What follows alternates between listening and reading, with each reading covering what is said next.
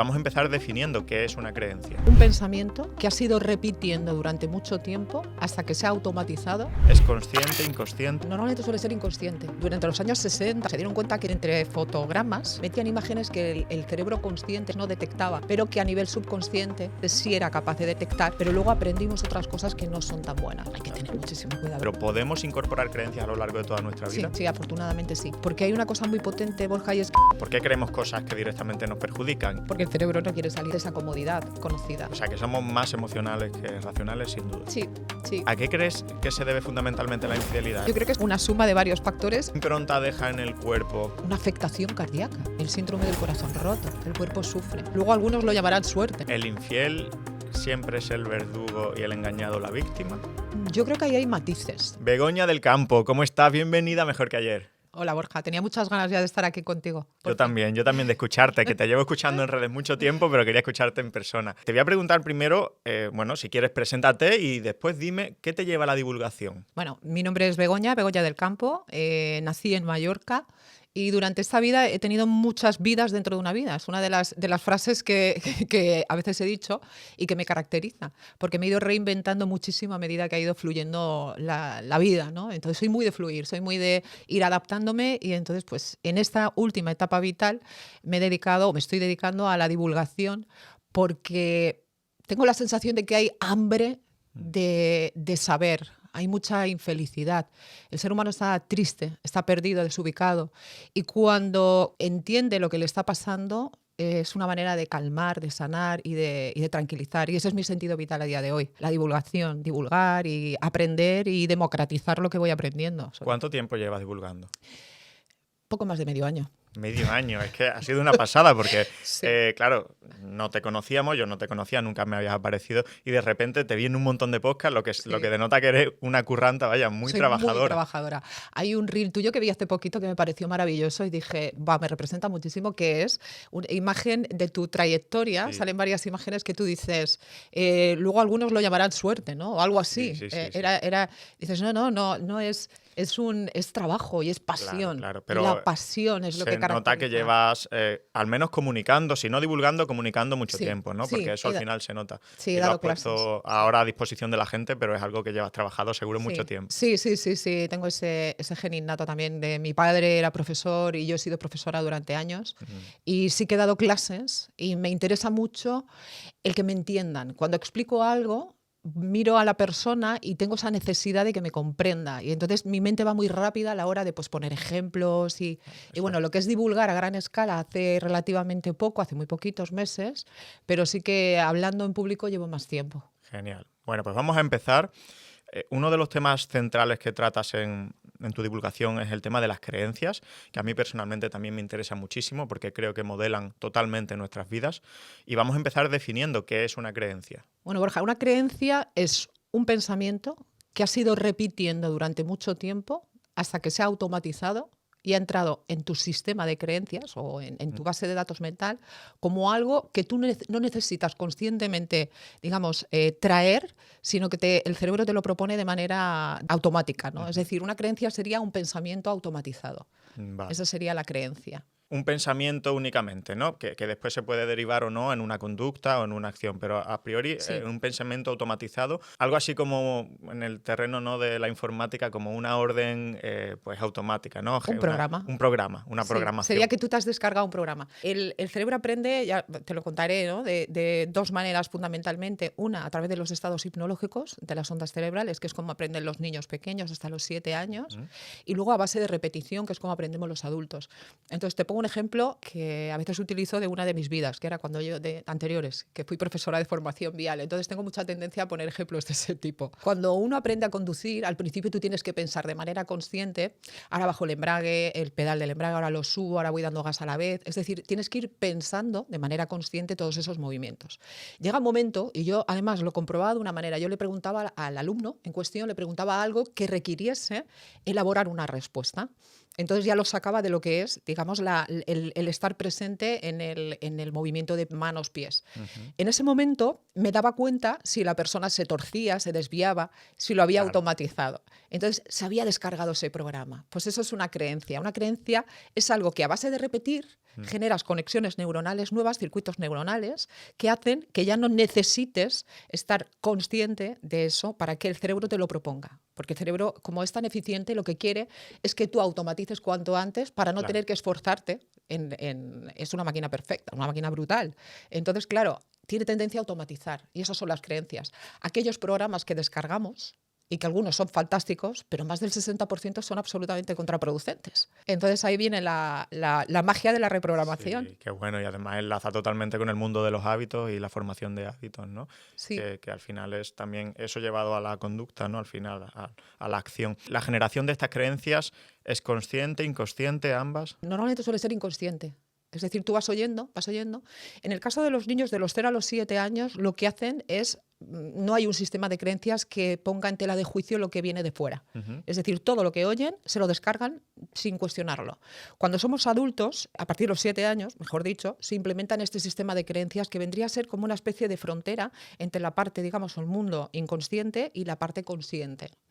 Entonces, normalmente las introyectamos sin ser conscientes de ellas. En el caso de los niños no lo ponen en tela de juicio. En el caso de los adultos sí que es cierto que este sistema de creencias te protege. Es decir, si tú ahora mismo quieres modificar una creencia mía o quieres que yo introyecte una creencia, Más tengo difícil. un sistema de creencias que puede poner en un momento dado en tela de juicio lo que tú me quieres transmitir o me estás transmitiendo. Claro, porque si no estaríamos totalmente al vaivén de miles de inputs del mundo, ¿no? También de la industria, ¿no? Que quiere meternos creencias de Justo. compra esto, que muchas Bueno, veces estamos ahí. nos Estamos ahí. ocurre, ¿no? Ahora ya depende qué publicidad está prohibida, pero durante los años 60 o así se dieron cuenta que entre fotogramas de los anuncios publicitarios metían imágenes que el cerebro consciente, la parte consciente, el neocórtex no detectaba, Veía. pero que a nivel subconsciente, es decir, tu cuerpo, tu parte subconsciente sí era capaz de detectar, y ya no solo detectar, sino condicionar, y ahí podían introyectar creencias como necesidades, que es un poco el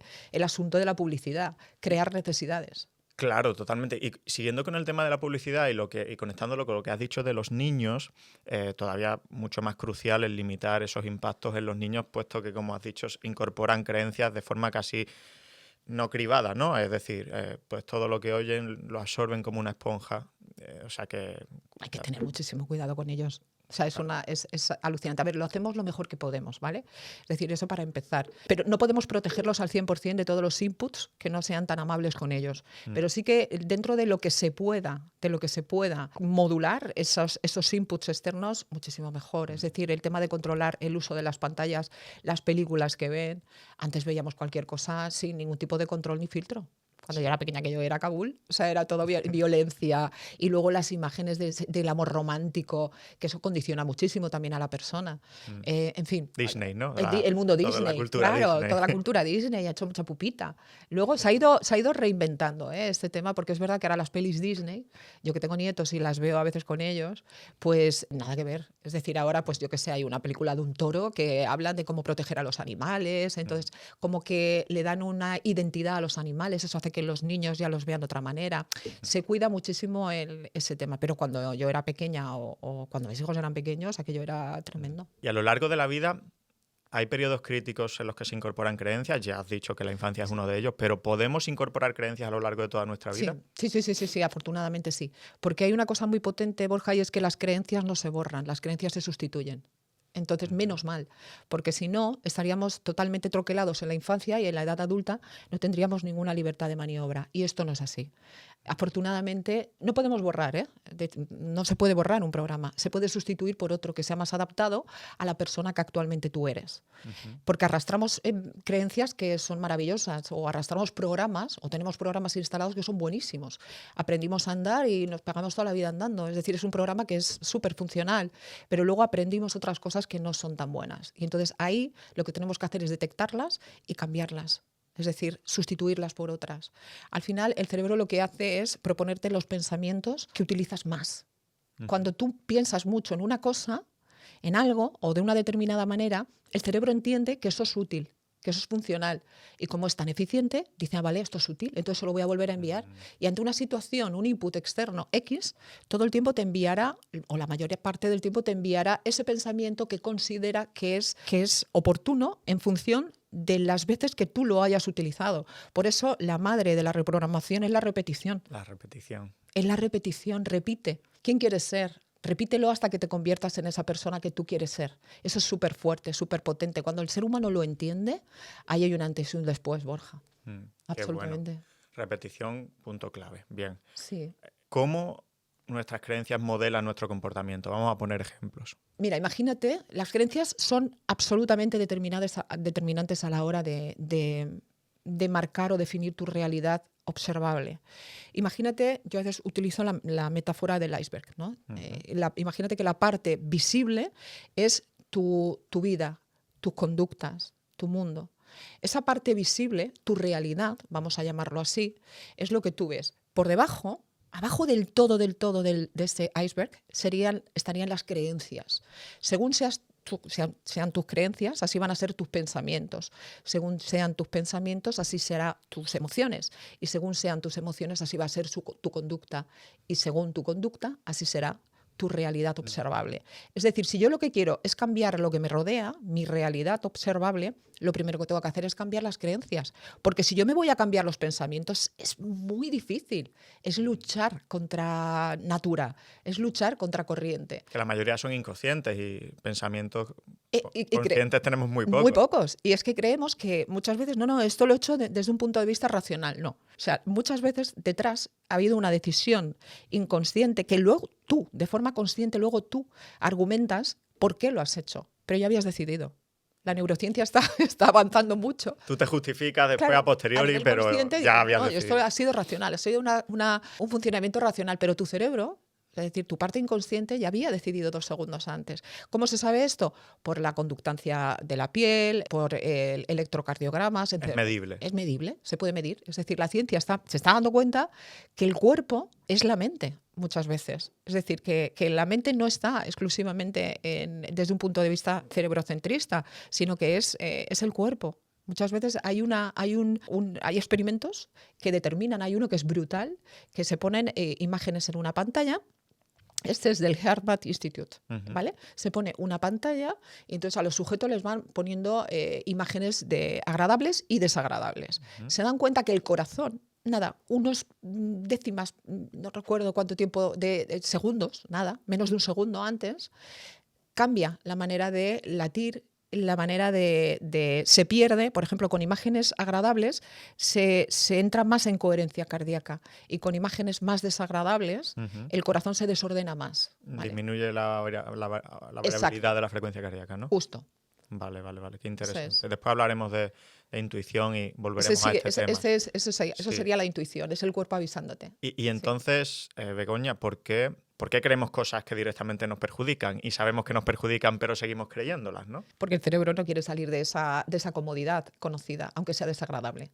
Al cerebro le encanta la comodidad, porque está diseñado evolutivamente de la sabana africana, de vamos a conseguir alimento, vamos a sobrevivir a que no nos coma un depredador. Entonces está completamente orientado hacia afuera y todo lo que sea salir de eso le incomoda, lo que quiere es comodidad. Entonces, por esa razón, aunque sea malo, aunque conscientemente lo consideremos como malo, él está cómodo ahí. Lo típico de prefiero malo conocido a bueno por conocer. Bueno, refranero, hay cosas que nos hacen polvo. Esa es una.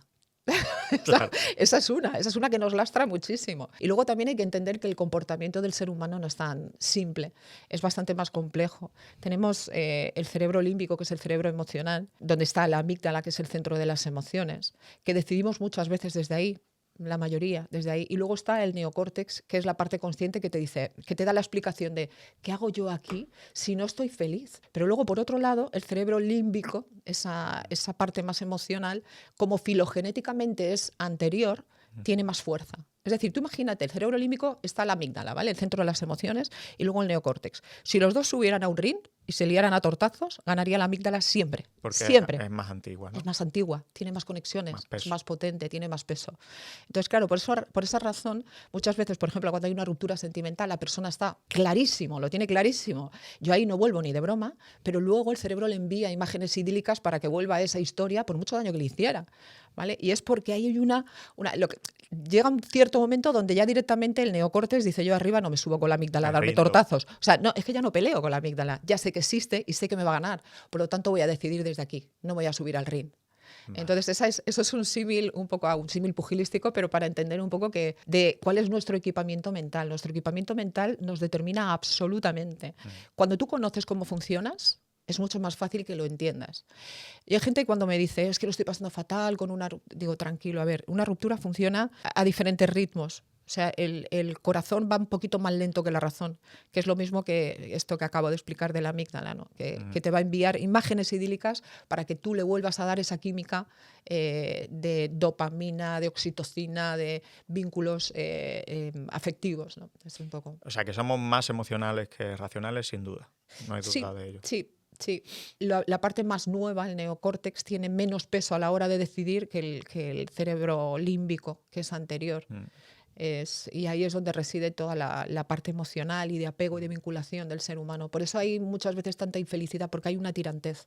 Por un lado tenemos esa memoria emocional que reside, insisto, en el cerebro límbico, y por otro lado tenemos el neocórtex, que es la parte que hace que tú digas: bueno, no, yo quiero esta manera de vivir, yo quiero esto. De ahí viene muchas veces la procrastinación, por ejemplo, porque a un nivel consciente tú dices: no, yo quiero llegar ahí, pero luego hay pulsiones inconscientes que te están tirando hacia otro lado. Luego, ya hablando de lo que ya vamos más adentro, más profundo, está el hipotálamo, que esta es la parte más primitiva, y entonces ahí es donde Freud, que también era neurólogo, lo llamaba el ello, ¿no? Decía que el ello se hallaba ahí, en la parte del instinto, los instintos, el ello. Qué bueno, sí, qué bueno. sí. ¿Y las creencias que nos limitan se pueden pasar de generación en generación? Es decir, ¿existe algo así como un legado de creencias tóxico? Sí, esto es muy potente y esto es relativamente reciente que la ciencia lo ha podido corroborar. Siempre hemos pensado que las creencias venían o las adquiríamos en la infancia, pero hoy en día la ciencia ha demostrado ya que también heredamos creencias, heredamos fobias, heredamos miedos.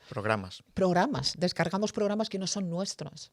Esto se ha descubierto en varios experimentos. La tarea de Iowa sería una, y otra también de Rachel Yeruda, me parece que es esta mujer, que hizo un estudio con los descendientes del Holocausto. De las personas que estuvieron en campos de concentración y demás. Y se dio cuenta que tenían, algo observable, que tenían una menor tolerancia al estrés. Tenían niveles de cortisol más bajos. Y tú dices: bueno, pues esto es que el cortisol no solo acelera cuando es necesario, el cortisol también modula a posteriori el volver a bajar a tierra, ¿no? Es como sería el freno, es decir, es el acelerador y a la vez también es el freno. Entonces, ¿qué sucede? Que habían descargado ese programa, es decir, tenían niveles más bajos y menor tolerancia al estrés, su organismo, que personas control. Qué interesante, o sea, a niveles más bajos que población general, Sí. Probablemente porque han estado expuestos a estresores tan brutales que los estresores actuales no desencadenan una respuesta de cortisol suficiente, ¿no? Han generado tolerancia, es decir, el cuerpo de sus padres generó tolerancia, o de sus abuelos generó tolerancia al estrés. Llega un momento, el estrés es como si fuera un superhéroe, ¿vale? Que está ahí para luchar. Ahora tú imagínate que ese superhéroe lo tienes tan estresado, valga la redundancia, lo tienes tan funcionando 24/7, que llega un momento que el cuerpo, por una cuestión de eficiencia energética, reduce esos niveles, porque es como si hay un fuego y tienes un bombero para apagarlos todos, o sacas ahí una legión de bomberos. Llega un momento que se va de madre, ¿no? Entonces, sí, un poco lo que ocurre con la resistencia a la insulina, con un montón de cosas en hormonas y en fisiología humana. Hay también un tema súper interesante que es la ley de la profecía autocumplida, ¿no? Cuéntanos un poco de qué va esto. Esto es brutal, claro. Si tú piensas que esa persona, pero imagínate que yo digo: a Borja le voy a caer fatal, entonces ya directamente Yo ya estoy como cohibida y pensando que y tú piensas que tía más rara, ¿no? Y entonces no me ¿Qué cae nada pasa? bien. ¿Qué le ¿Qué le pasa? pasa a esta, no? Y entonces ahí se va a cumplir esa profecía. Y es porque estoy sugestionando a mi cerebro para que se comporte o yo me comporte de una determinada manera y eso va a tener consecuencias en mi entorno, ¿no? Entonces la profecía autocumplida es brutal, es muy, muy pesada, muy potente en psicología. Y básicamente es que, bueno, lo que hemos dicho, ¿no? Que si al final tus creencias terminan transformándose en una realidad. Exacto. Básicamente esa, la definición es sencilla, ¿no? Eso es. Que si creo que voy a ser bueno en matemáticas, al final voy a cambiar mi conducta, me voy a esforzar más, me van a gustar más las matemáticas, voy a terminar trabajándolas más y voy a ser mejor en matemáticas, ¿no? Totalmente, eso es. Es decir, tus creencias van a marcar tu comportamiento. Si tú crees que te va a ir mal, te irá mal. Si tú crees que te va a ir bien, te va a Sí, ir bien. he investigado un poco de dónde, porque esto también se llama efecto Pigmalión o efecto Rosenthal, y he investigado un poco de dónde viene. Bueno, por cierto, en positivo es efecto Pigmalión, en negativo parece que se llama efecto Golem, que tienen ahí como dos vertientes, ¿no? Y el efecto Pigmalión viene de la mitología griega, que Pigmalión era un escultor que hizo una estatua bellísima, ¿no? De una mujer y creía tan fervientemente que se iba a convertir en realidad la mujer, que iba a ser la mujer de sus sueños, que por creerlo tanto Afrodita le concedió el deseo, la diosa del amor, y la convirtió en mujer en realidad. Y de ahí viene efecto Pigmalión. O Qué sea, bueno, qué sí, sí, bonito, no lo sí, sabía. muy chulo. Yo tampoco, pero bueno, No sabía la historia. haciendo un poco de research. Y ahora te voy a preguntar algo que puede rozar lo metafísico, pero me interesa preguntártelo. ¿Crees en el destino o nosotros vamos creando el destino a medida que avanzamos por la vida? Yo soy de la opinión que el destino lo vamos creando con nuestros sueños, con nuestros actos, con nuestras metas. En mi opinión, Ujú. y porque soy una persona muy libre, soy una persona que me gusta pensar que el control de mi vida lo tengo yo, que el destino lo vamos haciendo nosotros. Ahora bien, también fluyo mucho con las cosas, ¿no? Con las oportunidades. Es decir, yo creo que la vida, hay dos maneras de ver la vida, o sea, como una amenaza o como una oportunidad. Entonces yo la veo siempre como una oportunidad y tengo muy activo el filtro para detectar todas las oportunidades que la vida me pone. Y entonces creo que las cosas suceden por algo y que hay un orden superior o hay, no se sabe, una inteligencia, llamémosle universo, Dios o como quiera cada uno, que se escapa absolutamente a nuestro control. Y una cosa muy interesante también es que no podemos apenas explicar la realidad. Observamos muy poca parte de la realidad, una ínfima parte de la realidad. Si te paras a pensar, la frecuencia electromagnética que captamos es nada, es un 0,003.35% de lo que hay a nuestro alrededor. Es decir, el ser humano estamos muy limitados con nuestros sentidos.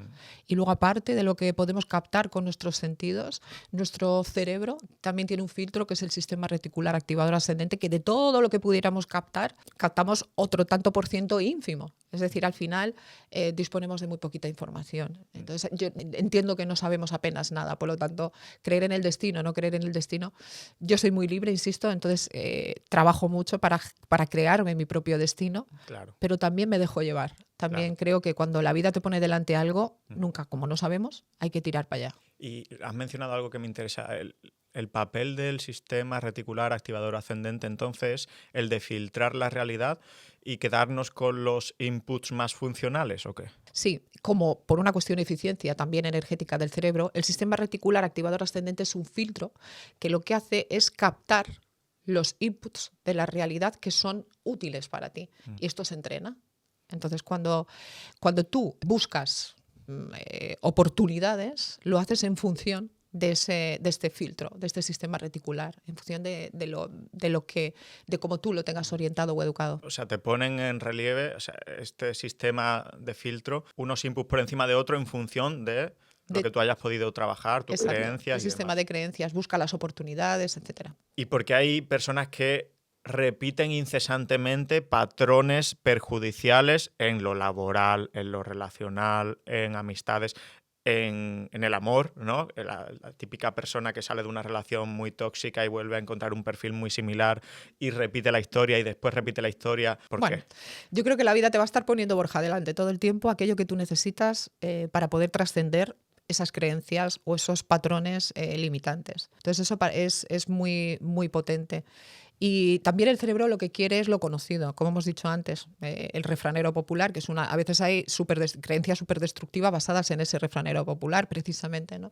Entonces, el hecho de sacar al cerebro de esa creencia limitante o de ese patrón repetitivo te va a poner está cómodo. Entonces, tú no quiere que lo desafíes. Ese es el tema. Vale, vale. ¿Hay alguna creencia limitante que veas tú en tus pacientes que sea especialmente común, que sea muy repetitiva? El no ser suficiente. El no ser suficiente. No ser suficientemente bueno, no ser suficientemente inteligente, no ser suficientemente buena persona, no ser suficiente en general. El necesitar la validación externa todo el tiempo para poder afianzar ese autoconcepto. El no ser suficiente, yo creo que es la creencia más ¿Y de dónde generalizada. viene eso? Si tuvieras que decir, ¿de dónde Yo creo que viene? viene del miedo universal a ser rechazado o a no ser querido. Es decir, esos son los dos miedos universales. El miedo a no ser querido, el miedo a ser rechazado o apartado de la manada. Entonces, la persona se esfuerza en ser suficientemente bueno para que le quieran, para que no le rechacen. Requiere madurez darse cuenta de esto,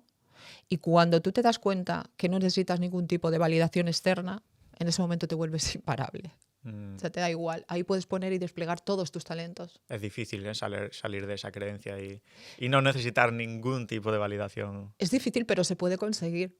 Llega un momento en la vida y esa es la madurez realmente, ¿no? Donde no necesitas la validación externa porque tienes un autoconcepto claro, sabes quién eres. Pero entonces no te lastra nada, ni para abajo ni para arriba, ¿eh? Es decir, ni necesitas que te digan que eres la leche, ni te importa tampoco que te digan que eres lo peor. O sea, no, llega un momento en el que te vuelves imparable por eso. Bueno, tú lo sabes. Cuando tú te expones, has de asumir que habrá factores, que habrá gente que te elevan, que te ponen por las nubes y gente que te pone por el suelo. Entonces, no te tienes que dejar llevar tampoco ni por uno ni por otro. Es decir, tú tienes, bueno, pero tampoco soy esto. Es decir, yo sé quién soy. Se habla mucho de la parte negativa, de los haters y de la crítica y de no dejarte llevar, y eso está bien, pero se habla menos, veo, de la parte positiva, porque en general los creadores, y hay que ser objetivo, tenemos más validación positiva que negativa. Sí, absolutamente. Más. Y también es peligrosa, porque parece que solo tiene un aspecto positivo, pero no, también es peligrosa. Dejarse ir por eso, o necesitarla, como tú dices, ¿no? O no hacer nada si no es por esa validación positiva, te confunde mucho y te lleva por caminos peligrosos. Sí, si todavía no tienes una madurez suficiente, te puede llevar por caminos muy peligrosos. El estancamiento, el no avanzar, el creer que ya has llegado donde te tienes que llegar. La vida es un proceso continuo de aprendizaje. Nunca estamos donde podemos llegar a estar. Es decir, por muy bien que la gente te ponga, por mucho que te eleven a la hora de hablar de ti, tienes que ser consciente de que hay que seguir aprendiendo, hay que seguir. Entonces, ni una ni la otra, ni te tienes que dejar llevar por aquella, que es cierto, que la mayoría de las personas siempre son críticas positivas, son comentarios positivos, ¿no? Pero insisto, hay que tener los pies en la tierra, saber quién eres tú. Al final la gente saca lo que lleva dentro. Yo siempre lo digo, la gente saca lo que lleva dentro. La gente que te dice cosas bonitas es porque dentro tiene algo bonito. Y la gente que te dice cosas muy desagradables, dices, pobrecito. A mí, te lo digo en serio, a mí no me afecta lo más mínimo. Eso es un muy buen... Pero es que yo no puedo... Mi yo de hoy no es mi yo de hace 20 años. Hace 20 años posiblemente hubiera entrado al trapo y me hubiera enfadado, o me hubiera molestado, o me hubiera sentido herida. Pero es que ahora mismo yo sé que no hablan de mí. Por muy desagradable que sea lo que están diciendo, no hablan de mí, hablan de ellos mismos. Entonces no entro, o como mucho, a lo mejor, pues intento corregir eso, pero hay veces entro en la ironía, intento utilizar la ironía. O sea, el humor y la ironía siempre son buenas herramientas. Sí, lo que pasa es que luego pienso, pobrecito, tampoco... No, hay que matar. Buen aprendizaje. Sí. ¿Las creencias afectan a nuestra salud física? Sí, muchísimo, muchísimo. Claro, si tú tienes una creencia de que la vida, el mundo es hostil, la vida es apocalíptica, etcétera, se va tu cuerpo va a segregar las glándulas suprarrenales, tú lo sabes perfectamente, con el famoso cortisol. Todo eso va a hacer que tu sistema inmunológico pues esté más debilitado. En fin, por supuesto que las creencias, ya no hay duda alguna en que son determinantes a la hora de... Se me viene a la mente un ejemplo extremo que no tenía pensado, pero se me acaba de ocurrir. Hay pues creo recordar que eran algunas tribus indígenas que llevaban el efecto nocebo al extremo hasta tal punto de que se habían reportado varias muertes por efecto nocebo de a lo mejor un chamán que le Sí, decían que vas a morir sí, sin ningún otro sustento científico, sino sí. vas a morirte el martes a las 4 de la tarde. Y Y palma. llegaba el martes a las 4 de la tarde y morían. Se me ocurre como el ejemplo más extremo No, de no, no, eso es creencias sobre salud física, ¿no? brutal, Mm, es decir, brutal. Y por eso hay que ser muy cuidadoso cuando, por ejemplo, se diagnostica algo. Es mm. decir, hay que tener, porque la mente es muy potente, ¿eh? La mente es súper potente. Entonces, el efecto nocebo puede llegar a esos extremos. Es decir, bueno, tú te vas a morir de esto. Bueno, ha habido autopsias de personas que han fallecido porque les han diagnosticado un cáncer de garganta, por ejemplo, a uno que Y leí no, en un estudio y en la autopsia no tenía nada. era un falso diagnóstico. Exacto. Wow. Pero las creencias pueden llegar a ser tan potente, la mente es muy potente para bien y para mal. Por eso es una herramienta que hay que utilizar muy bien. Y ahora, desviándome un poquito, porque hay personas que creen fervientemente en teorías conspiranoicas o en ideas totalmente extravagantes, sin ningún fundamento ni empírico ni científico, pero las creen de forma muy fuerte. Bueno, muchas veces estas personas que creen en este tipo de Teorías teorías conspiranoicas o... conspiranoicas, les gusta sentirse parte de un grupo selecto, ¿vale? Por ejemplo, Vale. es como si, mira, imagínate, Borja, tú y yo sabemos que la Tierra es plana. Y el resto son El tontos resto que que no... pobrecitos no dan más, ¿no? Entonces eso hace que te sientas más perteneciente, es decir, a un grupo selecto de personas que encima están por encima del resto porque son más listas, ¿no? Y porque tienen más acceso luego también el tema de la personalidad paranoide, este tipo de personalidades así más tendentes a buscarlas, y luego pues también el morbillo ese el cerebro tiene más tendencia siempre a fijarse en las cosas más raras que las cosas más simples, ¿no? Es decir, por una cuestión de uy, ¿esto qué ha pasado? ¿No? El cotilla que todos llevamos Sí, o dentro. sea que es algo de pertenecer a un grupo, de Sí, pertenecer a un discurso antisistema y también. estar en posesión de de la De una verdad. verdad que el resto no. Vale, puedo entenderlo, pero me cuesta a veces por las ideas que se llegan a creer y a defender, ¿no? Que cada Sí. vez pues ya no es solo tierras planas, sino que ya hay teorías conspiranoicas de No, todo. pero es que además en las redes sociales también refuerza mucho eso. Porque si tú, por ejemplo, miras todo el tiempo, no sé, cosas de pesca, el algoritmo te va a estar proponiendo a ti todo el tiempo Sí, cosas de pesca. Y si tú miras cosas de que, yo qué sé, una teoría conspiranoica X, el algoritmo te va a estar poniendo todo eso. Y tú dices, sí. madre mía, pero si es que todo el rato, pero si es que las redes sociales, yo no sé la gente cómo no. Entonces, esto es lo que está pasando con las redes sociales, que están polarizando muchísimo al ser humano. Porque claro, tú piensas que si en las redes sociales todo el rato tú estás en Instagram o en TikTok o donde sea que estés y todo el rato estás viendo lo mismo, tú dices, pero yo no entiendo a la gente cómo no se está dando cuenta. Pero si todo el rato estoy viendo yo todo esto. Y luego, claro, eso polariza muchísimo, pues porque tú puedes pensar en blanco, yo puedo pensar en negro, Sí. y resulta que no te proponen un gris. No, Te no hay propondrán grises. un blanco, te propondrán. Y esto hace que cada vez haya más polarización en la sociedad y gente más fanática también. Sí.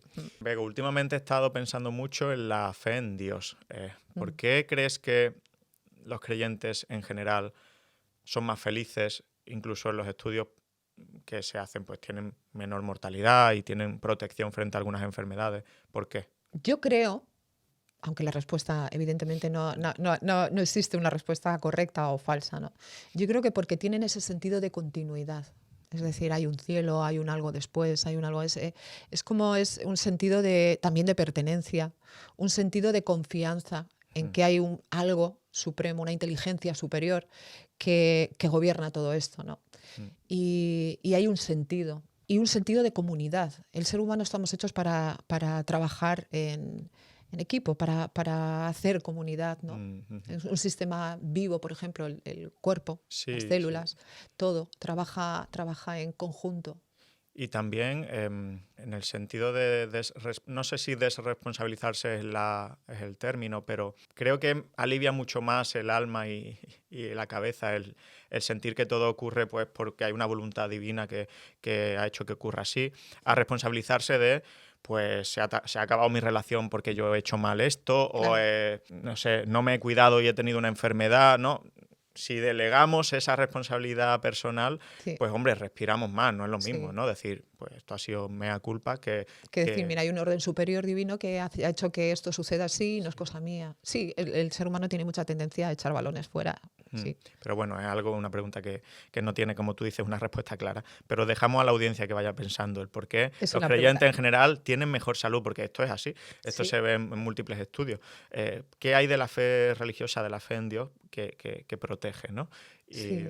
me interesa mucho desde la perspectiva de la neuropsicología, de las creencias y demás. Muy, muy chulo. Vamos a entrar en reprogramación, que es tu Vale. tema estrella. ¿Se pueden entonces reprogramar nuestras creencias? Afortunadamente. Vale, ¿cómo lo hacemos? Bueno, como te he dicho hace un rato, el cerebro no sabe olvidar, sino que sabe sustituir un programa por otro programa. Entonces, lo que sucede es que tú, cuando introyectas una creencia, cuando tú un pensamiento lo estás repitiendo constantemente hasta que se convierte en algo automático y el cerebro te lo propone sin tú requerirlo, es decir, ante un determinado input, el cerebro te propone esa ruta neuronal. Cuando tú quieres que ante ese mismo input tu pensamiento no vaya por ahí, sino que vaya por otro lado, en ese caso tienes que darle este nuevo camino. Es como si hiciéramos una carretera nueva. Lo que pasa es que el cerebro tiene mucha tendencia a ir por la antigua, porque la antigua tiene 5 carriles y llevas toda la vida yendo por ahí. Entonces ahora tú le estás diciendo que tiene que ir por un caminito angosto, pequeño. Entonces al principio te va a costar mucho, vas a tener que repetir, hasta que, como dejas de usar esta, desaparece y esta, la nueva, se convierte en la ruta en la cual van a discurrir tus pensamientos ante ese input, ¿no? Esa sería la reprogramación mental, es decir, darle a tu cerebro una creencia nueva que desplace a la antigua, que ya no te representa, que ya no te sirve. Las creencias siempre son útiles, siempre. Es decir, cuando tú, en un momento dado, imagínate, tú eres una persona que en pareja eres desconfiado y tú dices, ¿y por qué? Pues por miedo al abandono, por miedo a la traición, por miedo... ¿Y por qué? Pues porque de niño a lo mejor tenías miedo que tu madre se fuera o te abandonara y eso lo extrapolas a la relación de pareja adulta, pero es que a día de hoy tú lo piensas a nivel consciente y racional y dices, esto no tiene ningún sentido. A mí esta creencia no me representa. Esto no me sirve absolutamente de nada. Entonces ahí tenemos que detectar qué creencia es la que te está boicoteando. Vamos a implementar una creencia nueva que sea más funcional, a base de repetir. O sea, es autodiálogo realmente, es repetición o... Hay más, es decir, Hay más. Hay más, porque hay dos momentos críticos a lo largo del ciclo circadiano de las 24 horas del ser humano. Uno es al despertar y el otro al entrar en el sueño. Ahí el cerebro baja a ondas cerebrales alfa, teta, ¿vale? Es decir, ondas a diferentes frecuencias. Es como si se abriera una puerta a la parte inconsciente, al mundo inconsciente. Entonces ahí es cuando introyectamos unos programas, descargamos unos programas a base de repetir. Por ejemplo, yo lo que hago son audios, que los hago con mi voz, con una música determinada, que está estudiada. Los silencios están estudiados también, para, entre palabras, obligar al cerebro a quedarse en blanco. Está todo estudiado. Entonces esos audios te los pones por las noches, todas las noches, y llega un momento cuando han pasado 2, 3... Bueno, la gente de repente duerme como bebés, es alucinante. Y cuando han pasado 2 o 3 semanas, empiezas a notar algo, tu entorno, que eso es mágico, sobre todo tu entorno. Yo no sé qué te pasa, pero te noto más, porque uno puede sugestionarse en un momento dado y decir, ay, estoy mejor. Bien, muy bien. Si tú reportas mayores niveles de satisfacción, ya ha merecido la pena. Pero ya cuando te lo está diciendo tu entorno, es que ahí hay algo, ¿no? Entonces la reprogramación mental consiste en utilizar sobre todo esas 2 ventanas de entrada al mundo inconsciente, que a través de estas ondas cerebrales. Pero entonces se los ponen antes de dormir y se Sí. quedan dormidos con el... Yo lo hago hace ya mucho tiempo. Me quedo dormida oyéndolos. Vale, con auriculares, ¿no? No, sin auriculares. O sin auriculares. Yo la pongo el teléfono y a las personas a las que ayudo con esto, Ajá. digo, ponlo en la mesilla, déjalo sonar.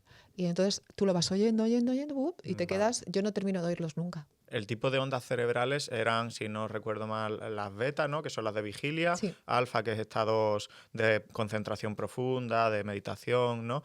Por debajo estaban las tetas Sí. y después las gamma, que es sueño profundo. Exacto, justo. Vale, Sí, vale. sí, Y sí. intentamos que esos inputs entren en alfa, Alfa, teta. Ahí es la ventana ahí. Entonces ahí es como, eso se queda como cociendo en el cerebro. Es como cuando tú, por ejemplo, ves una película o algún estímulo potente antes de dormir y de repente el cerebro te lo trae en el sueño, ¿no? Es porque estabas sugestionable. Una hora antes de dormir estamos más sugestionables. Entonces hay que tener muchísimo cuidado con lo que uno consume justo antes de dormir. películas, redes sociales, TikTok, TikTok y todo eso es mal. Claro, mal, bueno, puede ser bien, ¿no? Si el contenido es adecuado, pero Sí, normalmente no es el más normalmente adecuado, ¿no? no es el más Pero si es un adecuado. contenido que te empodera a lo mejor, o Sí, motivador o tal, quizá a lo mejor mejor. Lo que pasa es que, claro, que también la luz azul del teléfono y sí, tienes demás razón. repercute mucho en la producción de melatonina, tú esto lo sabes Sí, perfectamente. sí, sí. Y entonces ya, solo por eso, yo, por ejemplo, es verdad que el teléfono tengo muchísimo cuidado, me pongo límites a mí misma, yo me autolimito, porque es algo que nos está pasando absolutamente a todos. Absorbe Pero totalmente. vamos, Es o un sea, vórtice de energía que te absorbe. totalmente, es un secuestrador de energía, de atención. Está Mm, diseñado para secuestrarnos sí. completamente. Es verdad lo que decías, que al final el contenido de los sueños, no siempre, pero muchas veces sí refleja experiencias vividas en el día, Sí, o sobre todo las negativas, ¿no? Cuando son pesadillas. Yo, al menos, sí que tengo esa sensación de que sí, refleja algo que me ha pasado en el día, que no me ha gustado, o que sí, algún sí. pensamiento preocupante, algo. Te lo trae a la mente. Pensamientos que recurrentes sobre todo, porque claro, estamos preparados para luchar contra las amenazas, entonces tiene más tendencia a traerte esos Mm. pensamientos negativos, ¿no? No sé dónde leí hace poco que una de las teorías en torno al sueño es que el sueño pretende dar una coherencia a la narrativa de tu día a día, ¿no? Es como un pegamento emocional que pretende que lo que has vivido se entienda con coherencia, se Sí. entiendan como una historia que realmente tiene Darle sentido. darle sentido, ¿no? Y que por Sí. eso el sueño pues es importante para la salud emocional y demás. Mm. Y aquí esto vincularía a, bueno, el que aumenta el riesgo de enfermedad psiquiátrica al reducir el sueño, muchísimo. Totalmente, tiene muchísimo peso el tema Mm, del sueño. El sueño, el otro día leí, no me acuerdo dónde, era que en la época victoriana la gente llevaba diarios. O sea, era como ahora las redes sociales, pues en la época victoriana la gente le dio por ahí. Entonces, por eso se tienen datos de las horas de sueño de esa época. Unas 10 horas, ¿vale? Había una media, dormían una media de 10 horas. wow, que las Cuando, pillara, ¿no? cuando se inventa la bombilla, la historia oscila entre 8 y 9, Mm, baja. Cuando se inventa la televisión en los años 50, o se implementa más bien la televisión en los años 50, se reduce a unas 8 horas mm. y con redes sociales está bajando de 7. Sí, sí, Con las redes sociales ahora la gente dormimos menos, bueno, yo no, pero la mayoría de la gente duerme menos de 7 horas. sí, Eso hace que el sistema linfático, que es el que tira la basura el cerebro. del cerebro, no le dé tiempo a realizar toda esa limpieza tan necesaria de todos los productos neurotóxicos que se generan en el Sí, cerebro. sí, sí. Entonces, es importantísimo el entender la necesidad del sueño y el ponernos límites, Mm. Borja, a nosotros mismos. Yo te digo, yo me tengo que poner Y límites. yo, Yo yo, lucho y yo conmigo. creo que cualquier creador de contenido que se dedique a la creación de contenido, si no se pone límites, pues acaba mal. Tienes problemas.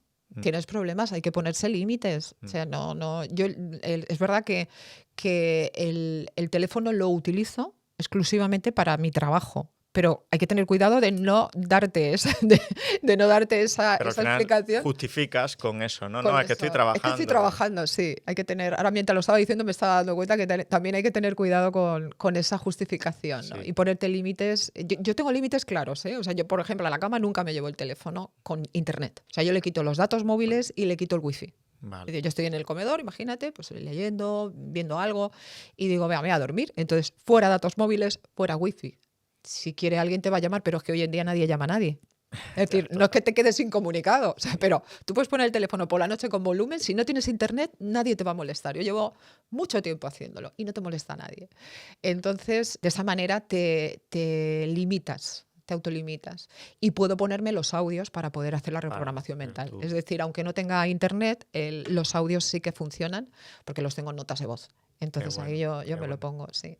¿Hay algún ápice de verdad científica en la ley de la atracción? Esa idea romántica que se puso muy de moda con estos libros, ¿no? Que al final pues, entra dentro de la autoayuda, pero que tenían Sí. ideas un poquito pseudocientíficas. Mm. Pero al final me resuenan algunas partes con algunas de las cosas que estamos diciendo. Es decir, ¿podemos en alguna forma co-crear nuestra realidad o simplemente lo que hacemos es detectar patrones más eficientemente que nos llegan a conseguir lo que queremos? ¿Qué, Sí. qué hay? Sí, bueno, el tema de lo que es la ley de la atracción y demás, ahí hubo un faranduleo yankee cuando salió El Secreto, que creo que fue en el Sí, año ese fue el 2006 o primero, por ¿no? Y ahí, después han sacado y 700 libros. después 700.000 que sacaron, Sí. pero bueno, el primero de todos fue, y ahí se pusieron tan creativos y tan exorbitados con eso, que se cargaron una teoría bastante elegante, que es la teoría de la física cuántica, que explica cómo, cómo funciona la física subatómica, ¿no? Cómo Ujú. funciona la materia.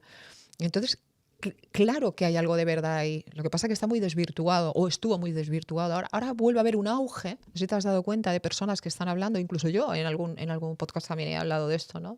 De física cuántica muy, muy, muy llevada a tierra, porque no es sencillo, ¿no? El entender, y también lo que hablábamos antes, que no podemos describir apenas casi nada de la realidad. Ya decía Einstein que percibimos apenas la cola del león. Es que desde nuestro limitadísimo sistema perceptivo humano apenas podemos explicar nada. Por lo tanto, yo cuando oigo alguna teoría, yo soy una persona que tengo la mente súper abierta. Yo nunca digo eso no es verdad, o eso no existe, o qué rayos estás diciendo.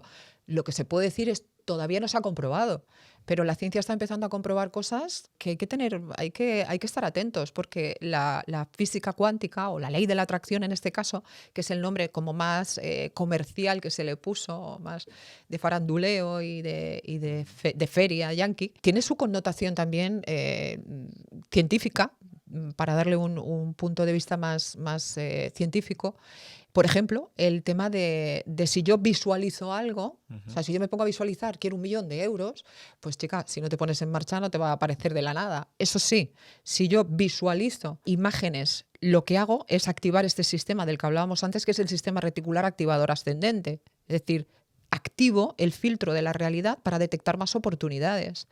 Entonces, ¿eso es ciencia? Sí, esto es ciencia. No quiere decir que te vaya a llover 1.000.000 de euros, pero lo que tú vas a hacer es... Se te ocurren cosas claro, para pones empezar a un cocinar, negocio, para establecer relaciones, empiezas a abrir caminos, ¿no? empiezas a cocinar la creatividad. Lo importante después es recorrer esos caminos. Yo creo que la gente aquí se queda en el previo a recorrerlo, ¿no? Exacto. Gente que sueña, pero luego no hace. Entonces, tienes que tener una pasión. O sea, tú eres un tío con muchísima pasión y se te ve, igual que yo. Es decir, somos personas que viven las cosas con pasión. Entonces tú quieres algo y dices, yo voy ahí y no me mueve nada. O sea, cuando uno tiene muy claro dónde quiere ir, visualizas muy bien dónde tú quieres ir y tú tienes pasión, que llegas seguro. Yo eso lo he hecho intuitivamente toda mi vida, bueno, al menos desde adolescente, sin ponerle ninguna etiqueta de ley de la atracción ni nada, pero yo siempre en mi cabeza, pues en las meditaciones, lo que sea, he visualizado lo que quería. Sí. Pero me salía casi solo, es decir, pues cómo no me voy a ilusionar con la imagen de lo que quiero, ¿no? Y es verdad que después, no sé qué nombre llamarlo, pero la vida te va conduciendo Total. de forma casi muy curiosa, ¿no? Por caminos que muchas veces, no siempre, pero muchas veces terminan donde tú querías. Que son muy emocionantes, además, Borja. Cuando tú te levantas por la mañana y dices, a ver la vida que me trae hoy, Mm. o sea, vives la vida con la expectativa de la ilusión, del entusiasmo. O sea, es que detectas cosas, detectas oportunidades. Mucho más interesante, ¿no? Es una mucho vida, más interesante una este vida tipo mucho de vida. más- Y sí, claro, la visualización te pone en esa sintonía. Si tú visualizas, aparte, ya no solo eso, sino que si tú a tu cerebro le estás dando la visión, la imagen de que algo te va a ir bien, le quitas presión. Y tú imagínate que tú tienes que dar una conferencia para 1.000 personas. Entonces, por un lado, va a aparecer la ansiedad miedo. del miedo, ¿no? Pero si tú visualizas que lo estás haciendo bien, visualizas que te dan la enhorabuena cuando terminas, visualizas todo eso, tu cerebro, cuando tengas que salir a dar la conferencia, Ya lo ha hecho. Ya lo ha hecho, porque el cerebro no distingue si lo que visualiza es verdad o no, lo has vivido o no. Además que esto se utiliza en otros ámbitos con evidencia, como en el Total. deporte. La Sí. imaginería motora, que estuvimos también aquí con una experta hablando de ello, se utiliza para entrenar. Es decir, pues un jugador de baloncesto puede entrenar mentalmente el tirar un triple o el tirar un tiro libre. Y eso pues se ha demostrado que es efectivo, que funciona. Y evidentemente no es exactamente igual que el tirar el triple de verdad, pero que esos patrones motores se afilan cuando los imaginamos. Entonces, pues probablemente ante un evento, ante una situación que te genera ansiedad, miedo, pues sí, también. Es que algo casi, esa práctica mental, yo lo hago en el deporte, también antes de un congreso, te baja mucho esas revoluciones, ¿no? Totalmente.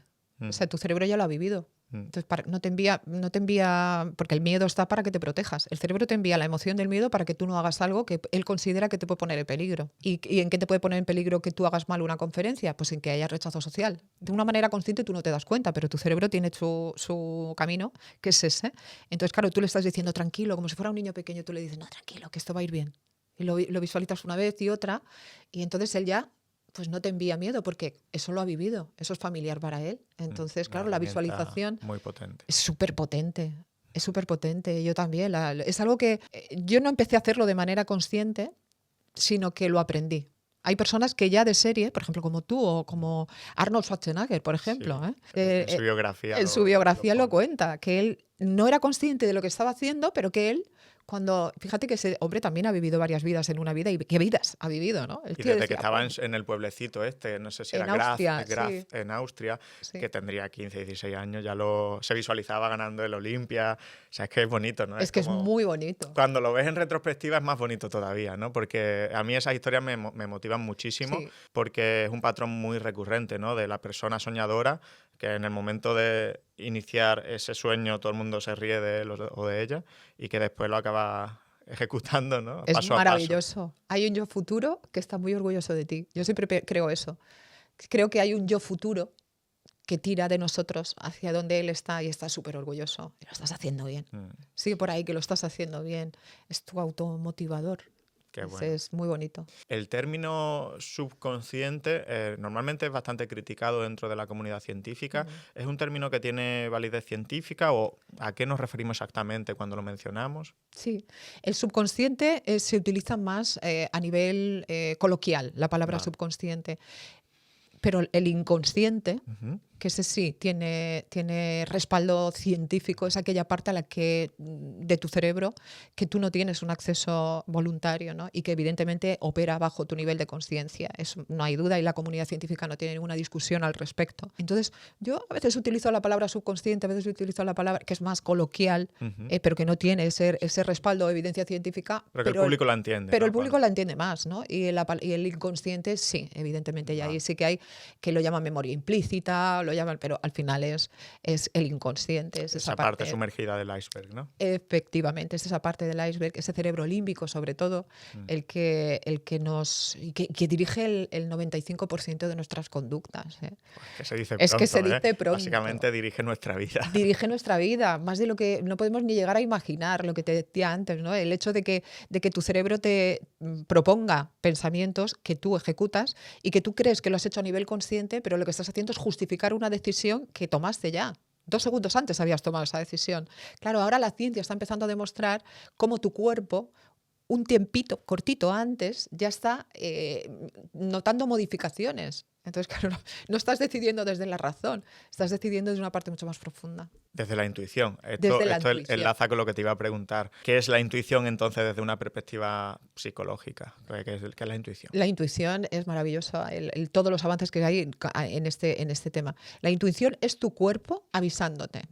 Ujú. El subconsciente o el inconsciente detecta cosas que tu parte consciente no puede detectar por una cuestión de, otra vez, deficiencia energética, ¿no? Es decir, el cerebro puede captar una serie de inputs a nivel consciente, pero a nivel inconsciente detecta, imagínate, muchísimos más, ¿no? ¿Qué pasa cuando tú de repente estás delante de una persona y dices, hay algo en esta persona que no me cuadra, hay algo que me rechina, no sé? Es tu subconsciente que ha captado matices que tú no has captado. O, por ejemplo, alguien que se pone en contacto conmigo y me dice, yo creo que mi pareja es infiel. Y tú dices, bueno, pero a ver, ¿tienes datos objetivos que corroboren esa sospecha? No, pero noto algo. Y tú dices, ¡buah! Se la están liando seguro. Sí, bueno, habrá veces que no, me imagino, ¿no? Pero, y es raro que no. ¿Pero por qué? Pues hablo cuando hay un conocimiento mutuo de tiempo, ¿no? Es decir, una persona pues, que lleva 20 años con la misma persona, o 10 o 5, los que sean, pero que hay un conocimiento y tú no notas nada, pero hay algo, es porque tu cerebro consciente, tu parte consciente no lo nota, no lo ve, porque tiene mucho más limitada. Sin embargo, tu parte inconsciente, que es ilimitada, prácticamente ese 95%, está detectando que si un movimiento de móvil así, que si, es decir, detallitos, sutilezas y entonces, claro, son sensaciones. Y es tu cuerpo avisándote de que hay algo que no cuadra. Esa es la intuición. La intuición es la que te avisa, ¿no? La que te pone por delante en antecedentes. ¿Se puede entrenar el escuchar esa intuición? ¿Podemos hacernos más sensibles a la intuición? Sí, a través del sistema interoceptivo, estar más en contacto con las sensaciones que tu cuerpo te envía. Es decir, las sensaciones en el estómago, esa sensación de tirantez o en los hombros más elevados. Es como, a ver, ¿qué estoy sintiendo? Las emociones. Las emociones te van a indicarlo. Las emociones son los grandes mensajeros de cómo está tu mente. ¿Y tú personalmente le haces caso a tu intuición siempre que puedes? Sí, ahora sí. Antes no. Ahora sí. Ahora ya sí. He aprendido. Vale. He aprendido a lo largo de mi trayectoria, antes no, pero a lo largo de mi trayectoria vital sí que he aprendido que cuando hay algo que me avisa, lo escucho. Es decir, escucho mi cuerpo, cómo me siento, sí, sí. Pero a la hora de tomar decisiones, la intuición también se puede equivocar, ¿o no? Sí, claro. Puedes haber sugestionado tu... Quiero decir, tú puedes a nivel consciente buscado una explicación que atribuyes a tu subconsciente. Vale. Puedes darle como la vuelta, ¿no? Pero si atendemos normalmente a lo que son las sensaciones sin sesgos, es mucho más complicado. Es decir, lo más normal es que la intuición tenga razón. Eso es lo más habitual. ¿Y cómo concilian la razón y la intuición? Es decir, ¿pueden colaborar? Colaboran en el momento en el que la razón es consciente de que existe esa intuición.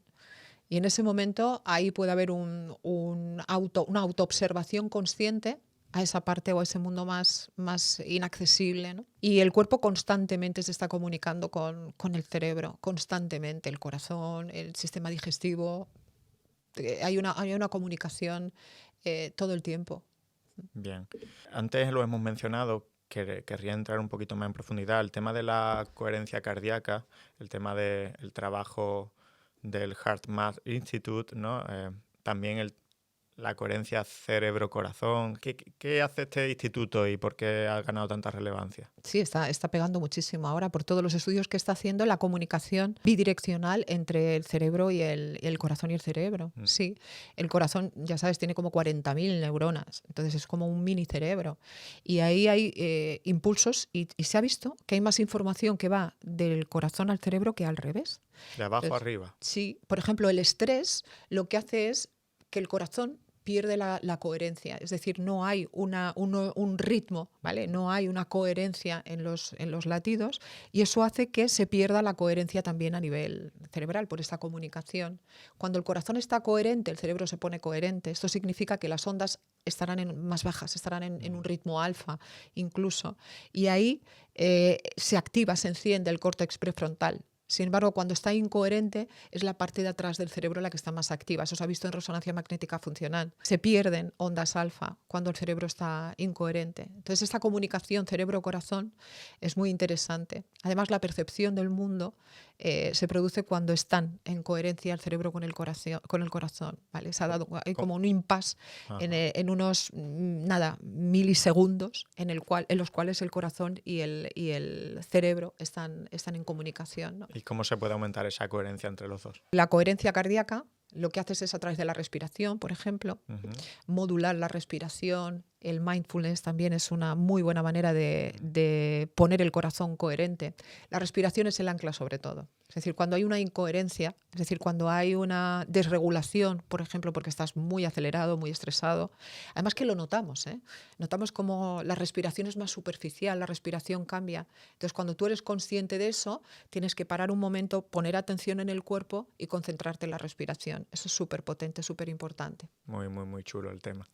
Vamos a hablar ahora de un tema que has tratado bastante también en tu divulgación, que es el tema de la infidelidad, ¿no? Que creo que se lleva muchos quebraderos de cabeza y genera mucho sufrimiento en este mundo. Sí. ¿La infidelidad ha existido siempre? Sí, probablemente sí, porque hay pulsiones internas. Entonces, sí, claro. ¿Y en todas las culturas? En todas las culturas. ¿Las más reprimidas, las más liberales? Yo creo que sí. El tema está en entender el concepto de fidelidad. Si entendemos el concepto de infidelidad como romper el pacto de la pareja, pues hay culturas donde no hay pacto. Entonces, si no hay pacto de exclusividad, no se es infiel. Es decir, al final lo que se vulnera es el pacto en sociedades donde la fidelidad está o la monogamia está implementada. Entonces, sí, pactos que vienen también de un bagaje cultural, religioso, de muchos sitios, ¿no? Totalmente. Sí, el tema está en que la gente ahora mismo lo está llevando muy mal porque tenemos como un doble rasero. Es decir, el tema está en que tenemos una cultura que todavía es monógama, pero luego, por otro lado, hay como mucha permisividad en otros sentidos y mucha pulsión y muchos estímulos. Y sobre todo, muchísima necesidad de validación externa. Es que es brutal, esa necesidad de validación externa que tiene el ser humano. Entonces, ¿qué pasa? Que yo puedo estar muy bien contigo en una relación, pero resulta que como me están adulando por otro lado, estoy ahí y ese es el problema. Y en eso ha contribuido mucho otra vez más las redes sociales. Las redes sociales. La hiperconectividad. Bueno, tú no te imaginas lo que Claro. la gente que habla conmigo es brutal. O sea, están pobrecitos Lo que te desubicados. cuentan. Claro. Está la gente muy desubicada. Claro. Porque claro, dices, vamos a ver, pero yo sí lo estoy dando todo, pero si yo a mi pareja se lo doy todo y no le vale. Y está todo el rato poniendo fotos. La comparación, ¿no? También. Ese sesgo de comparación, esa necesidad de validación externa, de nuevo. Y la sensación de, que creo que esto también otra vez más contribuye mucho a lo que acabo de decir, del podría tener algo mejor a lo que tengo, el continuamente. Podría tener algo mejor. Y si esto es bueno, pero podría... Podría ser mejor, sí. Y al final eso hace daño. Sí. Hace daño. Sí, bastante. sí, hace bastante daño. ¿A qué crees que se debe fundamentalmente la infidelidad? Es decir, bueno, estamos diciendo varios factores, pero a falta de control de impulsos, a carencia de afecto, a los hiperestímulos que hemos dicho, a falta de principios morales, ¿no? Como muchas veces se atribuye. También. ¿A qué? Yo creo que es una suma de varios factores, los que has dicho. Has mencionado, yo creo que los principales, ¿no? La cantidad de estímulos que hay, el ser personas más autosuficientes económicamente, eso hace que, pues bueno, pues yo puedo estar sola, yo me puedo sustentar, entonces, pues si entra una persona a mi vida, tiene que ser para que yo esté mejor. Y luego también esa adicción, que a veces he hablado ya también, de la adicción a las mariposas. La novedad. A la novedad. Ese chute que tiene su respaldo biológico también. Cuando tú conoces a una persona, pues por una cuestión biológica tiendes las hormonas de la vinculación, la oxitocina, la vasopresina, la dopamina, todo ese chute de neurotransmisores que lo que hacen es vincularte a esa persona. Llega un momento que, claro, eso es insostenible. No podríamos trabajar ni estar concentrados si estuviéramos todo el tiempo así. Eso dura un tiempo, el tiempo para vincularte. Cuando eso baja, la gente piensa, uy, este no es, o esta no es. Porque yo pensaba, ya no me siento igual. Se quita el velo y entonces estás viendo de verdad al otro. Porque claro, todo ese chute de neurotransmisores hace que tú veas una imagen distorsionada del otro. Te obnubile, ¿no? Te obnubila. Entonces, cuando se cae el velo y de repente ves al otro de verdad, tú dices, ay, mi madre, ¿y ahora qué hago yo con este? No era del que me enamoré o de la que no, claro, yo pensaba que era de otra manera y ahora resulta que es de esta. Tú dices, no, aparte que también está la fase marketing, que es cuando uno conoce a la persona y evidentemente lo que haces es mostrar tu mejor cara, no vas a mostrar tus miserias. No, claro, tienes que venderte, ¿no? Tienes que venderte. O sea, yo te pregunto, Borja, ¿y a ti qué te gusta? Y también me encanta ver el fútbol un domingo tirado en el sofá y beber cerveza con mis colegas en el sofá. Eso no lo dices, no vende. Es decir, luego de repente a los 6 meses yo digo, jo, Borja, todo el día tirado. Todo el día tirado. Y al principio salíamos y hacíamos cosas interesantes y ahora ya todo el rato ahí. Y entonces dices, no es. Y resulta que a eso le añades la facilidad que hay para conocer gente, porque las apps de citas, las apps, bueno, pero es que ahora ya las redes sociales, no hay que irse a ninguna. Efectivamente, porque las redes sociales son las apps de citas camufladas también, Borja, ojo, porque ahí te tira la caña el que tiene pareja, el que no la tiene.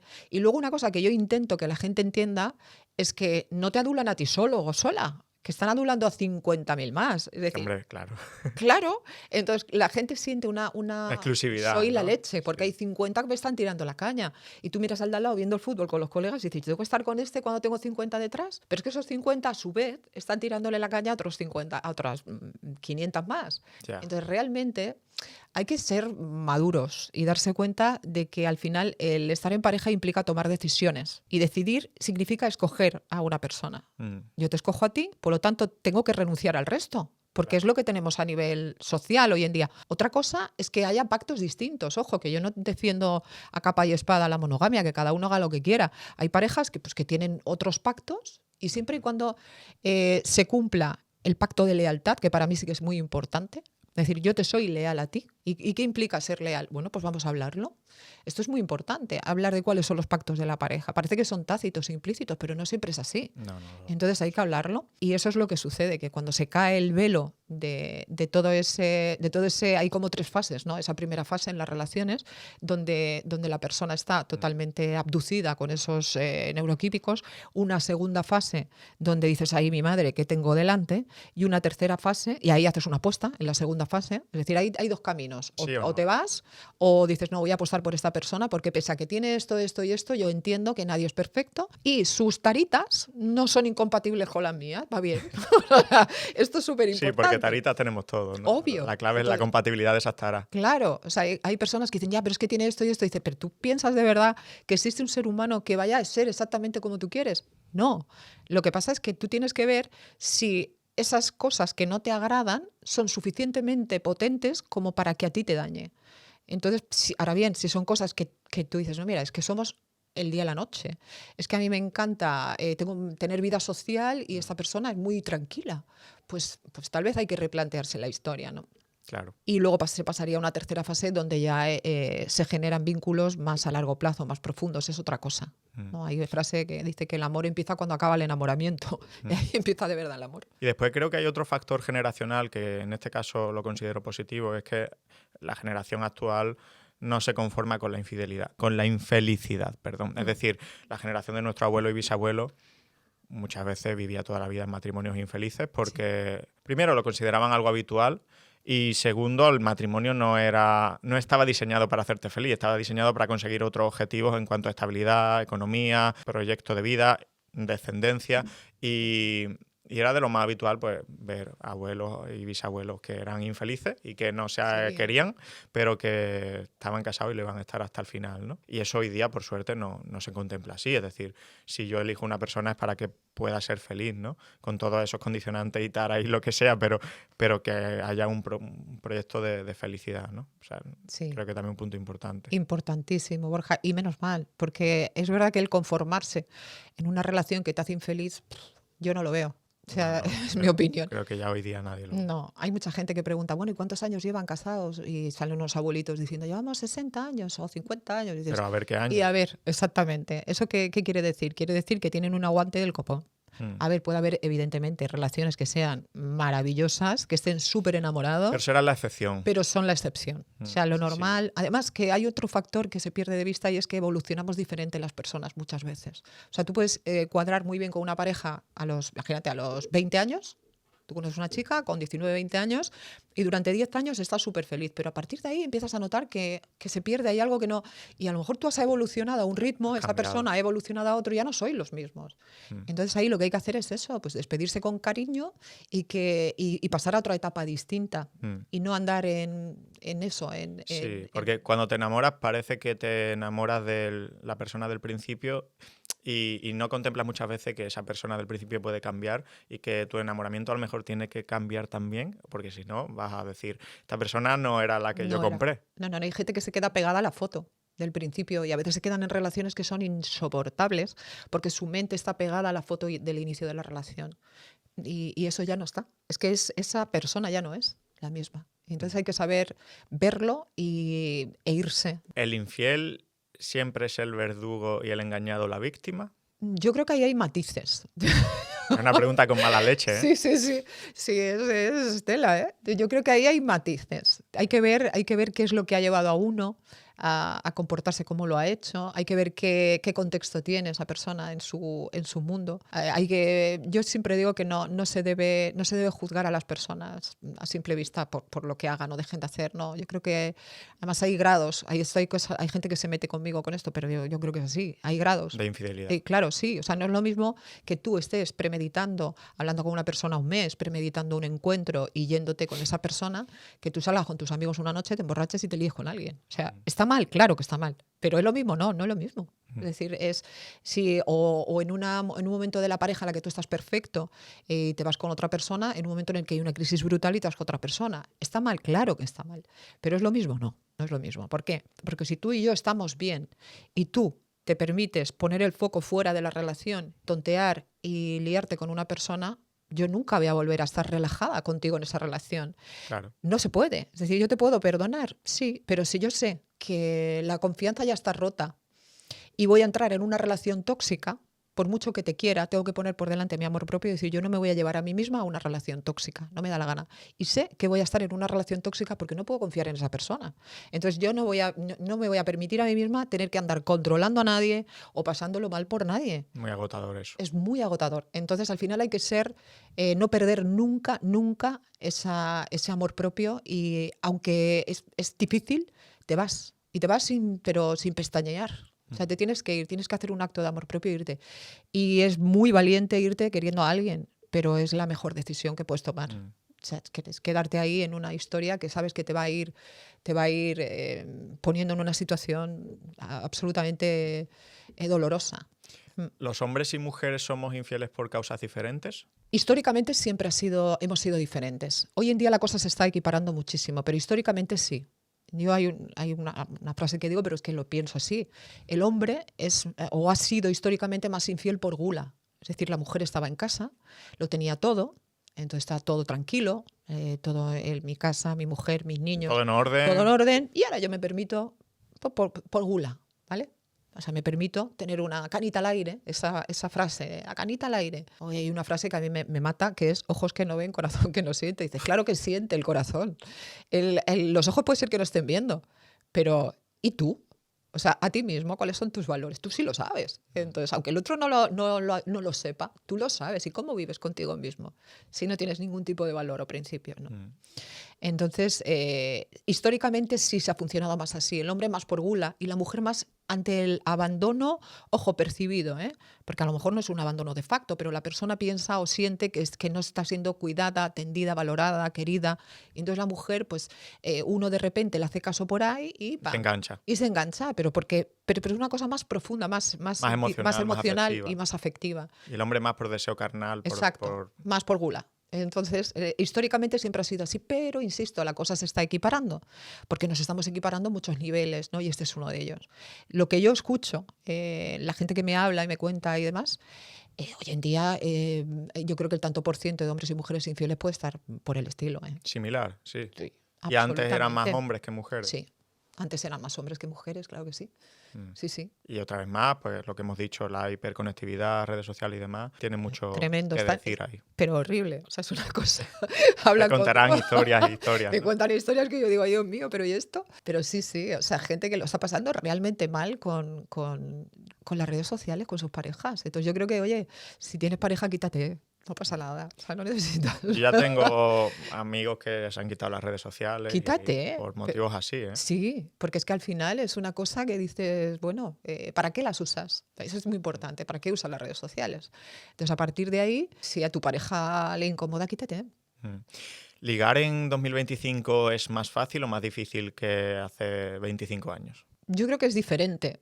Ahora están las aplicaciones de cita, las redes que son como la Tinder, ¿no? Por ejemplo, que es como la discoteca de moda. Entonces antes, hace 20 años, tú ibas a la discoteca, discoteca virtual, ¿no? La discoteca virtual es Tinder, ¿no? Y luego está, hace 20 años la discoteca, o 30, la discoteca física, donde tú ibas y te liabas la mirada para acá, luego uno que se acercaba, era otro. Dabas la vuelta de reconocimiento. Sí, le llamaban la putivuelta, ¿no? La putivuelta, sí, no sabía que allí en Mallorca también se llamaba así. También. Yo creo que es universal. Yo creo que es universal el concepto, el término. Entonces sí, se da la putivuelta y entonces ahí veías un poco cómo estaba el asunto.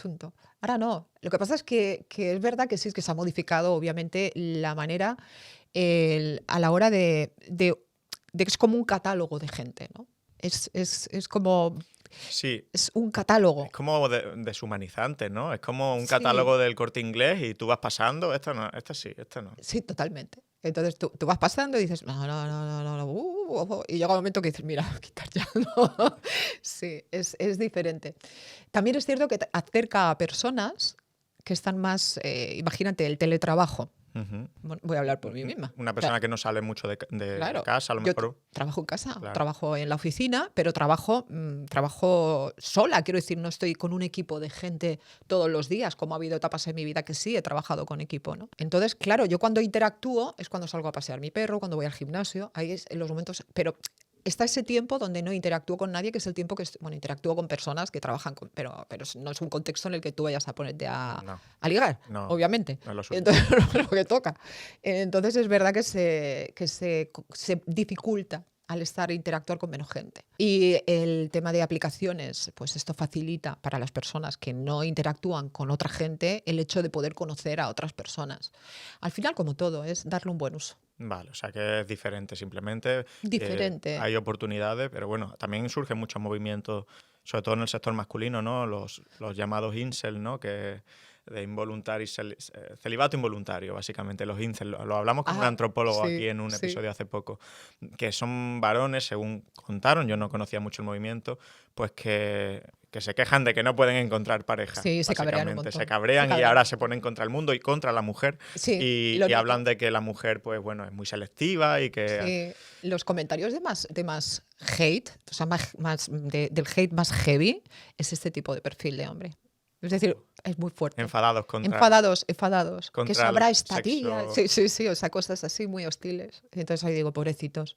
Entonces, claro, una de las cosas que he dicho en alguna entrevista es que hoy en día es más fácil que nunca el conocer personas y estar con personas diferentes. Entonces este perfil que tú me comentas se me tira a la yugular. Eso son unos pocos, o eso serás tú, o eso no sé qué, porque esto yo llevo puesto en el Tinder no sé cuánto tiempo y yo no he ligado nada, y es verdad, existe.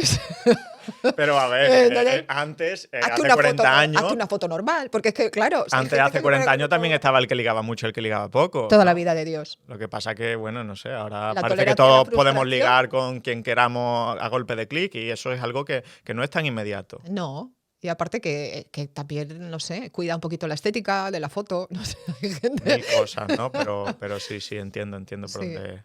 Otro tema relacional que genera mucho dolor. Bueno, yo diría que el que más, las rupturas de pareja. ¿Qué impronta deja en el cuerpo a nivel físico una ruptura? Muy potente, Borja. La ruptura, lo que sucede es que hay una caída, ¡pum!, en picado, de golpe, de dopamina, de oxitocina, de todos los neurotransmisores del buen rollo, ¿no? Hay una caída brutal y una subida brutal a la vez del cortisol. Entonces, esto, para empezar, es brutal. Y luego también se ha visto que hay una afectación cardíaca, el síndrome del corazón roto, que se llama, que es que se produce, hay una parte del corazón que empieza a latir diferente, se desregula. Existe la posibilidad de que la persona le dan en el hospital beta bloqueantes porque es muy parecido a un infarto en los síntomas, ¿eh? Luego esto no es tan delicado, pero sí que se sufre a nivel físico, fisiológico y evidentemente a nivel psicológico es indiscutible. Pero que no se queda en lo psicológico cuando hay una ruptura sentimental, sino que también va al plano físico. Le llega al cuerpo, el cuerpo sufre.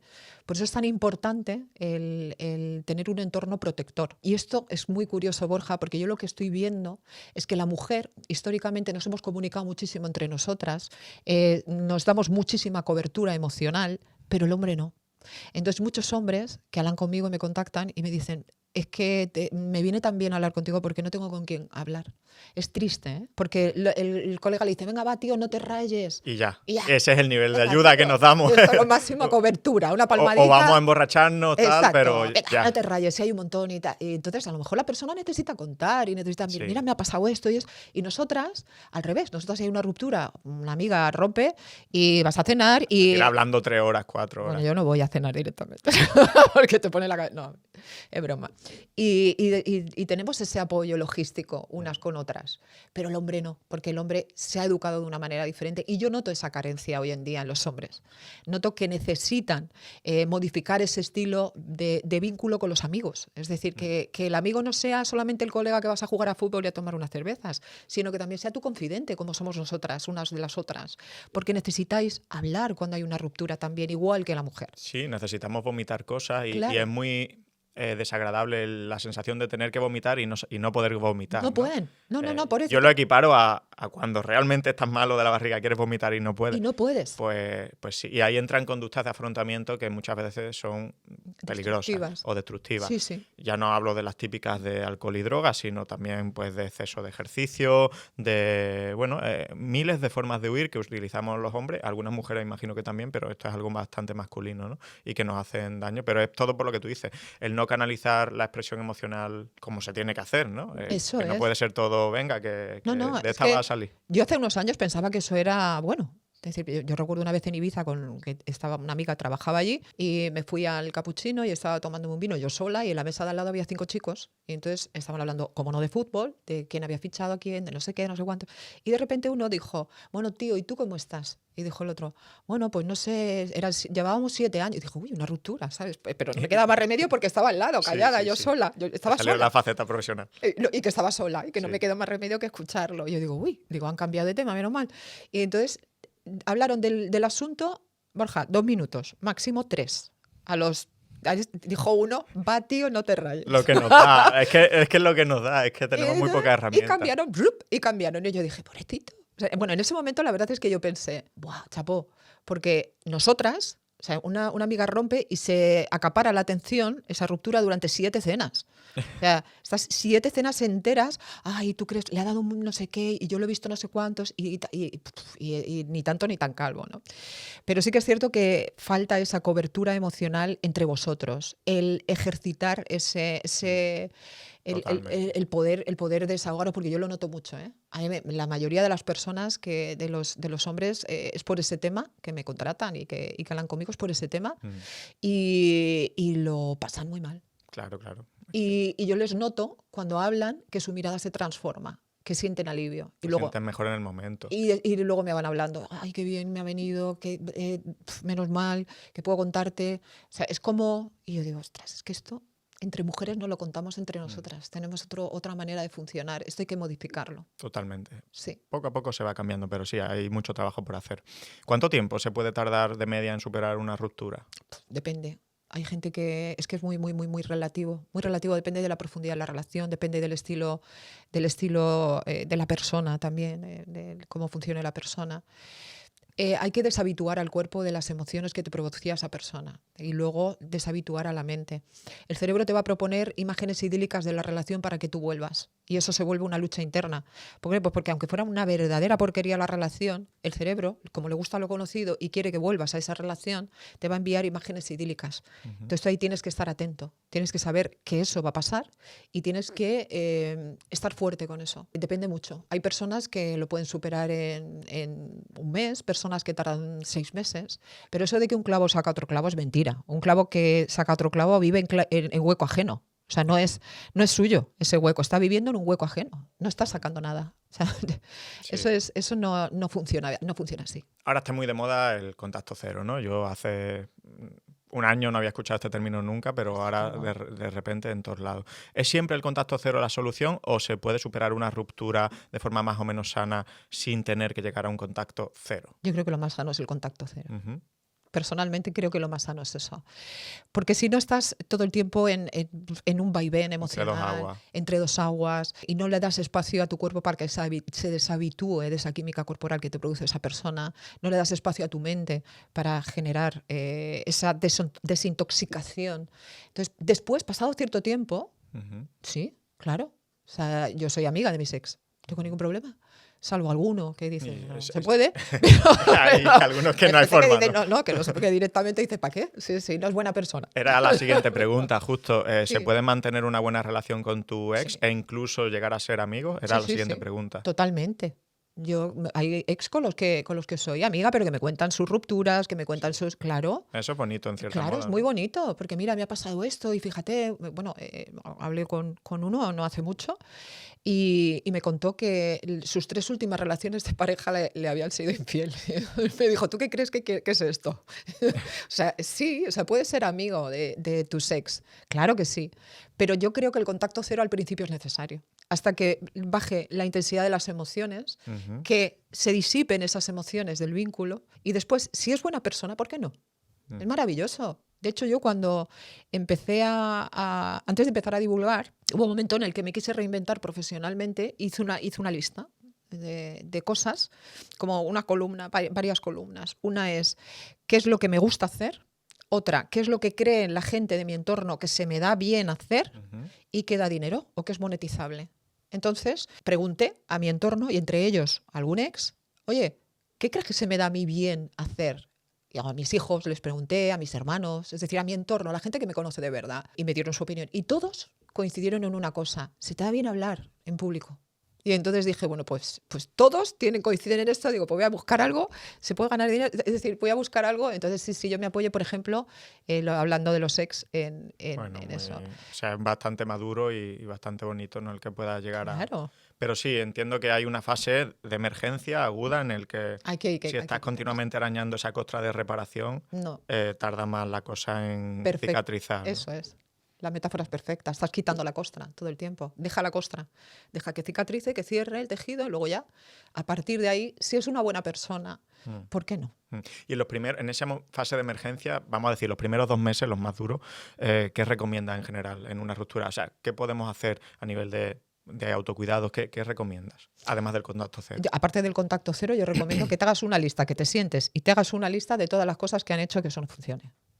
Háztela. Que eso no funciona. Que esto no funciona. No las que funcionan. No lo bonito. No. Lo bonito, déjalo. Lo bonito, déjalo. Lo que no ha funcionado. Lo que ha hecho, pues que se haya desencadenado esa ruptura, sea algo que haya sido gradual o algo que haya sido repentino, es decir, una decepción de golpe, por ejemplo, ¿no? Es decir, una persona que te ha traicionado. Entonces, póntelo en mayúsculas, ponte notas de voz, póntelo por todo, que no se te olvide, porque el cerebro te va a enviar imágenes idílicas. Ay, aquel día que vimos la puesta de sol, el cerebro va a hacer esa putada. Entonces, no. Ten presente la lista. ¿Qué es lo que te hace sentir mal de esa persona o que ha hecho que esa relación no funcione?